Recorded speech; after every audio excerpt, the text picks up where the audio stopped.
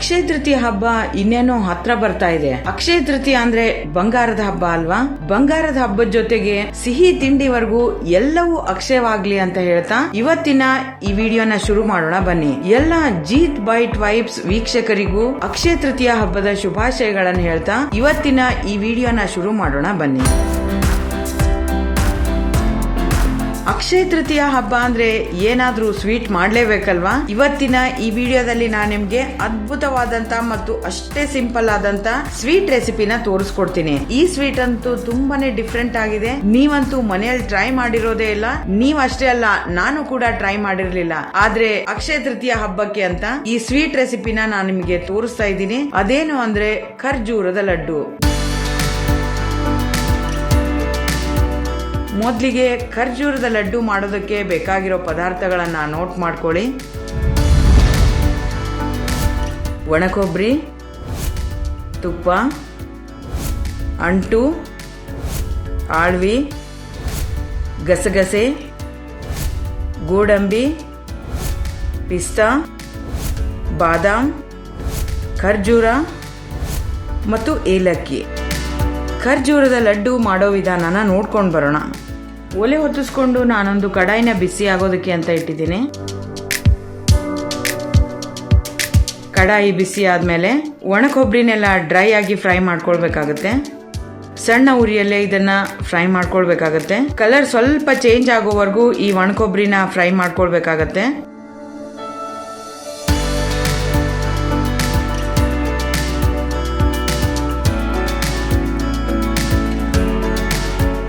ಖರ್ಜೂರದ ಲಡ್ಡು ಮಾಡೋದಕ್ಕೆ ತುಪ್ಪ ಸ್ವಲ್ಪ ಜಾಸ್ತಿನೇ ಬೇಕಾಗತ್ತೆ. ಹಾಗಾಗಿ ಕಂಜೂಸ್ತನ ಮಾಡದೆ ಸ್ವಲ್ಪ ತುಪ್ಪನ ಜಾಸ್ತಿನೇ ಹಾಕಿ ಎಲ್ಲಾ ಪದಾರ್ಥಗಳನ್ನ ತುಪ್ಪದಲ್ಲಿ ಹುರ್ಕೊಳ್ಬೇಕಾಗತ್ತೆ. ಹಾಗಾಗಿ ನಾನಿಲ್ಲಿ ತುಪ್ಪ ಸ್ವಲ್ಪ ಜಾಸ್ತಿನೇ ತಗೊಂಡಿದ್ದೀನಿ. 1 ಕಪ್ ಅಷ್ಟು ತುಪ್ಪನ ತಗೊಂಡಿದ್ದೀನಿ. ಈ ತುಪ್ಪದಲ್ಲಿ ಅಂಟನ್ನ ಫ್ರೈ ಮಾಡ್ಕೊಳ್ಬೇಕಾಗತ್ತೆ. ಈ ಅಂಟೆಲ್ಲ ತುಪ್ಪದಲ್ಲಿ ಫ್ರೈ ಆದ್ಮೇಲೆ ಡಬಲ್ ಸೈಜ್ ಆಗುತ್ತೆ.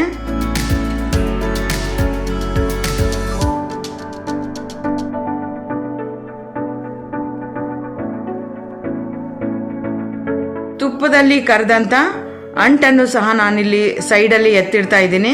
ಒಣ ಕೊಬ್ಬರಿ ಜೊತೆಗೆ ಇದನ್ನ ಸೇರಿಸ್ಕೊಳ್ತಾ ಇದ್ದೀನಿ. ತುಪ್ಪದಲ್ಲಿ ಆಳ್ವಿನೂ ಸಹ ಫ್ರೈ ಮಾಡ್ಕೊಳ್ಬೇಕಾಗತ್ತೆ. ಈ ಆಳ್ವಿ ಎಲ್ಲ ಗ್ರಾಸರಿ ಸ್ಟೋರ್ ಅಲ್ಲೂ ಸಿಗುತ್ತೆ. 1 ಕಪ್ ಅಷ್ಟು ಗಸಗಸೆನೂ ಸಹ ತುಪ್ಪದಲ್ಲಿ ಫ್ರೈ ಮಾಡ್ಕೊಳ್ತಾ ಇದ್ದೀನಿ. ಎಲ್ಲಾ ಪದಾರ್ಥಗಳನ್ನು ಸಹ ತುಪ್ಪದಲ್ಲಿ ಫ್ರೈ ಮಾಡ್ಕೊಂಡ್ರೆ ಖರ್ಜೂರದ ಲಡ್ಡು ತುಂಬಾನೇ ಟೇಸ್ಟಿ ಆಗುತ್ತೆ. ಗೋಡಂಬಿನೂ ಸಹ ಸಣ್ಣದಾಗಿ ಹೆಚ್ಚಿಟ್ಕೊಂಡಿದ್ದೀನಿ. ಗೋಡಂಬಿನೂ ಸಹ ಇದಕ್ಕೆ ಸೇರಿಸ್ತಾ ಇದ್ದೀನಿ. ಕ್ರಶ್ ಮಾಡ್ಕೊಂಡಂತಹ ಪಿಸ್ತಾನ ಸೇರಿಸ್ತಾ ಇದ್ದೀನಿ.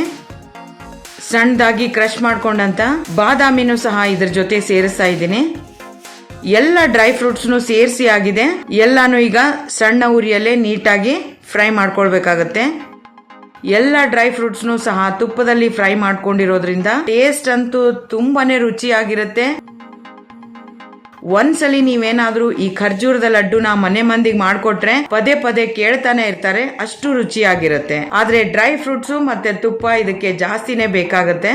ಸಣ್ಣ ಉರಿಯಲ್ಲೇ ಎಲ್ಲ ಡ್ರೈ ಫ್ರೂಟ್ಸ್ನು ಹುರ್ಕೊಂಡಾಗಿದೆ.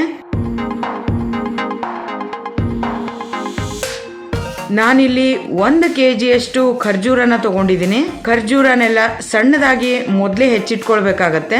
4 ರಿಂದ 5 ಸ್ಪೂನ್ ಅಷ್ಟು ಮತ್ತೆ ತುಪ್ಪನ ಸೇರಿಸಿ ಸಣ್ಣದಾಗಿ ಹೆಚ್ಚಿಟ್ಟಂತ ಖರ್ಜೂರನೆಲ್ಲ ತುಪ್ಪದಲ್ಲಿ ಫ್ರೈ ಮಾಡ್ಕೊಳ್ಬೇಕಾಗತ್ತೆ. ಇದನ್ನು ಸಹ ಸಣ್ಣ ಉರಿಯಲ್ಲೇ ಫ್ರೈ ಮಾಡ್ಕೊಳ್ಬೇಕು. ನಾನಿಲ್ಲಿ ಸಿಹಿಗೋಸ್ಕರ ಯಾವುದೇ ಬೆಲ್ಲ ಅಥವಾ ಸಕ್ಕರೆನ ಬಳಸ್ತಾ ಇಲ್ಲ.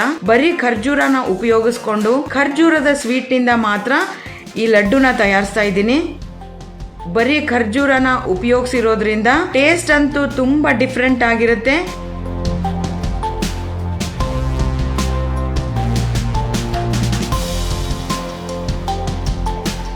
ಲಾಸ್ಟ್ ಅಲ್ಲಿ ನಾನು ಇದಕ್ಕೆ ಏಲಕ್ಕಿ ಪುಡಿನ ಸೇರಿಸ್ತಾ ಇದ್ದೀನಿ. ಏಲಕ್ಕಿ ಪುಡಿ ಸೇರಿಸಿದ ಮೇಲೆ ಎಲ್ಲಾ ಪದಾರ್ಥಗಳನ್ನ ನೀಟಾಗಿ ಮಿಕ್ಸ್ ಮಾಡ್ಕೊಳ್ಬೇಕಾಗತ್ತೆ.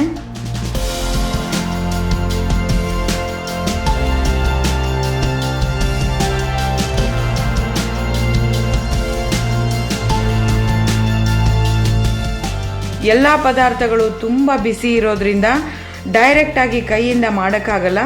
ಹಾಗಾಗಿ ನಾನಿಲ್ಲಿ ಪ್ಲಾಸ್ಟಿಕ್ ಕವರ್ನ ಹಾಕ್ಕೊಂಡು ಬೇಕು ಅಂದರೆ ಸ್ವಲ್ಪ ತುಪ್ಪನ ಕೈಗೆ ಸವರ್ಕೊಂಡು ಎಲ್ಲ ಲಡ್ಡುನು ರೆಡಿ ಮಾಡ್ತಾ ಇದ್ದೀನಿ.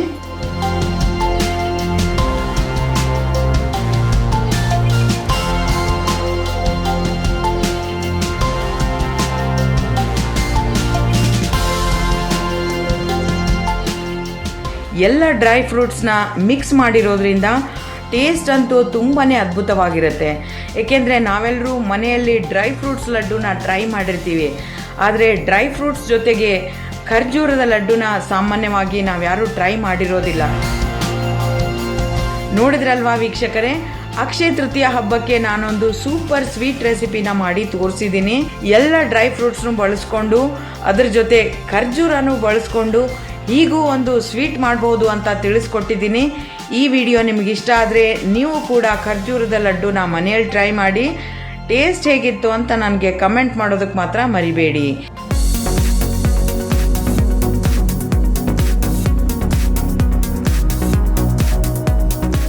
ಆರೋಗ್ಯಕ್ಕಂತೂ ಡ್ರೈ ಫ್ರೂಟ್ಸ್ ತುಂಬಾ ಒಳ್ಳೆಯದು.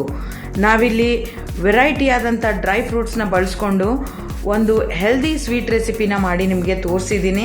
ಈ ವಿಡಿಯೋ ನಿಮಗೆ ಇಷ್ಟ ಆದರೆ ಜೀತ್ ಬೈಟ್ ವೈಬ್ಸ್ ಯೂಟ್ಯೂಬ್ ಚಾನಲ್ನ ಸಬ್ಸ್ಕ್ರೈಬ್ ಮಾಡಿ, ಲೈಕ್ ಮಾಡಿ ಮತ್ತು ಶೇರ್ ಮಾಡೋದಕ್ಕೆ ಮರಿಬೇಡಿ.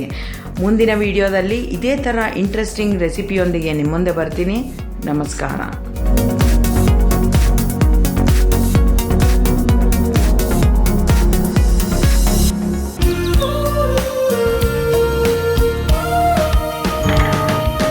Jeet Bite Wise.